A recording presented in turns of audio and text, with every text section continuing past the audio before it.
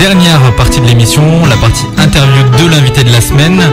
On va recevoir Nando De Colo pour parler justement du poste de meneur de jeu de l'équipe de France. On vous le rappelle, Nando De Colo, joueur formé du côté de l'équipe de Cholet, qui a évolué dans ce club avec succès, notamment durant la saison 2008 où il a été élu, alors j'ai mes notes sous les yeux et je ne disais pas de bêtises tout à l'heure, c'était bien MVP français de la saison régulière en 2008, vainqueur de la semaine des As en 2008, voilà, MVP aussi de la semaine des As il me semble, du All-Star Game évidemment 2008, voilà, il avait tout gagné à peu près pendant cette saison, drafté par les Spurs à la draft l'an dernier, en compagnie aussi de Rodrigue Beaubois d'ailleurs, donc au deuxième tour, pas conservé du côté de San Antonio, resté en Europe du côté de Valence pour progresser, et donc on le reçoit à la sortie de cette superbe saison où il a gagné donc l'Eurocup.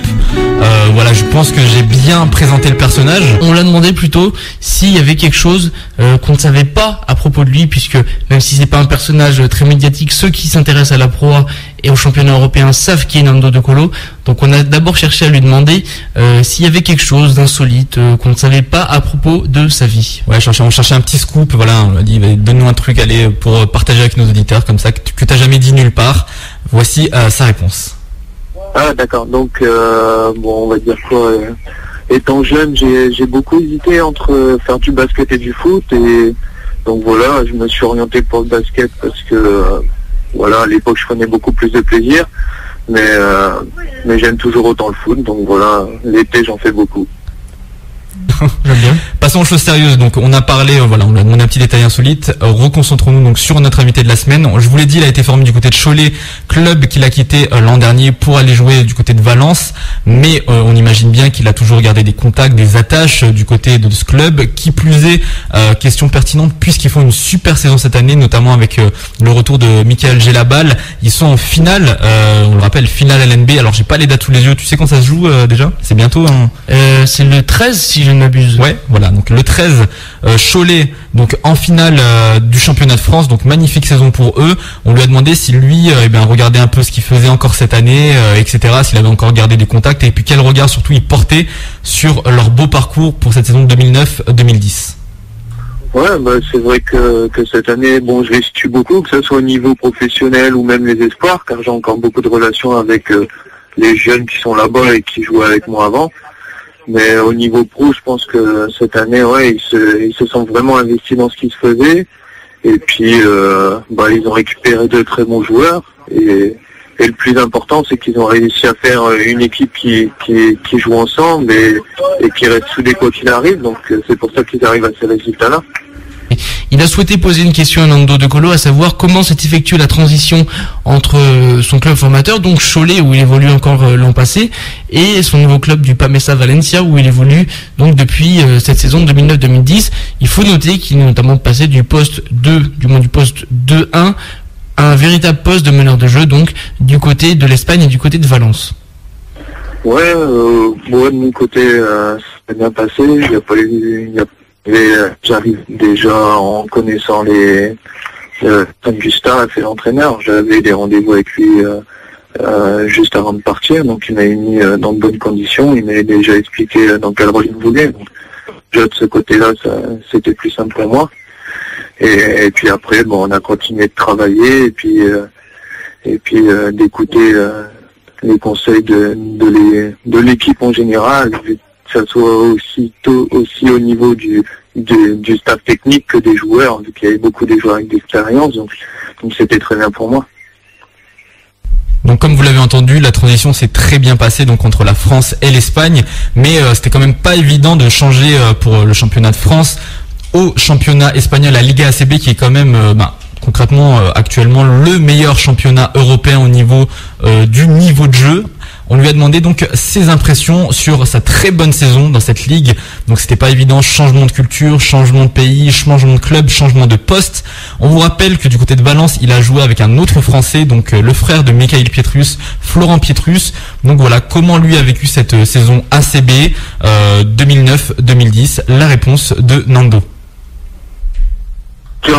C'est un championnat vraiment très relevé. Tu peux pas te permettre de déjouer un match. Toutes les équipes se valent. Évidemment, après, il y a des équipes de tête qui arrivent à tenir toute une saison, mais je pense que le bas de classement et le milieu de classement, et ça change beaucoup contrairement au championnat français. Mais après, bon, moi je me suis plus vite dans le championnat, et derrière, tout au long de la saison, j'ai eu plusieurs points améliorés et d'autres à confirmer. Donc c'est ce que j'ai fait avec l'aide des coachs. Derrière, j'ai eu aussi la venue par moment du staff de San Antonio qui me donnait de leur côté leur point de vue aussi. Donc c'était important pour moi. Et derrière, je travaillais en fonction. Donc voilà, on a aussi souvent évoqué, en parlant de Nando De Colo, que ce soit les journalistes ou d'ailleurs les fans de basket français, une ressemblance sur le papier, hein, pas forcément physique ou faciale, entre Nando et un ancien donc du club de Cholet, à savoir Antoine Rigaudot, que vous connaissez bien quand même, hein, qui est passé par Bolin, qui est un ancien très grand international français. Il a été formé à Cholet, il a lui aussi évolué du côté de Valence, plutôt vers la fin de sa carrière, tous les deux des grands gabarits. Donc voilà, ces similitudes qui font que les deux joueurs sont au final relativement proches, statistiquement parlant aussi dans les faits. Donc voilà, qu'est-ce que on va dire amène cette comparaison avec Antoine Rigaudot pour Nando De Colo? Bah oui, c'est vrai qu'on parle beaucoup de cette comparaison au niveau du parcours surtout. Après, pour moi c'est un honneur d'être comparé à lui. Maintenant, je pense que chacun fait son chemin en fonction de ses buts. Donc voilà, moi j'ai dû passer par Cholet, ensuite avant la NBA, j'ai dû passer par l'Europe et ce fut Valence. Donc voilà, maintenant on va voir comment ça continue. On vous rappelle que Antoine Rigaudot a aussi joué en NBA, une toute petite pige du côté des Dallas Mavericks. Une des raisons qui font aussi qu'on le compare à Antoine Rigaudot est que désormais ils évoluent au même poste, à savoir celui de meneur de jeu, poste qui n'était pas le sien à son départ de la France. Donc c'est une question à son départ de la France, tout à fait. Il était de France. Oui, c'est pas son départ de France. D'accord, tu dis. Ok. Bon, je la refais si tu veux. Poste qui n'était pas le sien à son départ de l'Hexagone. Donc il joue désormais meneur de jeu. On lui a demandé comment est-ce qu'il se sentait à ce nouveau poste dans lequel qu'il a incarné pendant une saison entière du côté de Valence. On vous le rappelle que il a eu j'ai vu, je sais plus où j'ai vu ça, il y a eu un classement des meneurs espagnols et il s'est quand même classé 4e derrière Ricky Rubio, Sergio Llull et Pablo Prigioni. Donc voilà, c'est quand même un signe d'un bon niveau, quoi. Tu as vu ça, ce classement, peut-être, Théo, ou je l'avais pas vu là derrière ton... Je l'avais pas vu, mais effectivement, s'il est quand même derrière des points durs comme Prigioni, qui sont quand même des joueurs, on en parle beaucoup de Prigioni pour son duo avec Thiago Splitter, c'est quand même un des meilleurs meneurs de Liga ACB. Je pense effectivement qu'il a fait une très grosse saison. Donc je pense qu'effectivement qu'il s'est peut-être calmé en termes de folie au poste de meneur. Ah non, il a toujours gardé sa folie, mais non, mais peut-être, tu vois, tu peux rester fou et être quand même un peu plus constant et un peu plus consistant. Que pour moi, il n'était pas l'année dernière encore. Il perdait quand même beaucoup de ballons. Il faisait beaucoup de mauvais choix de passe.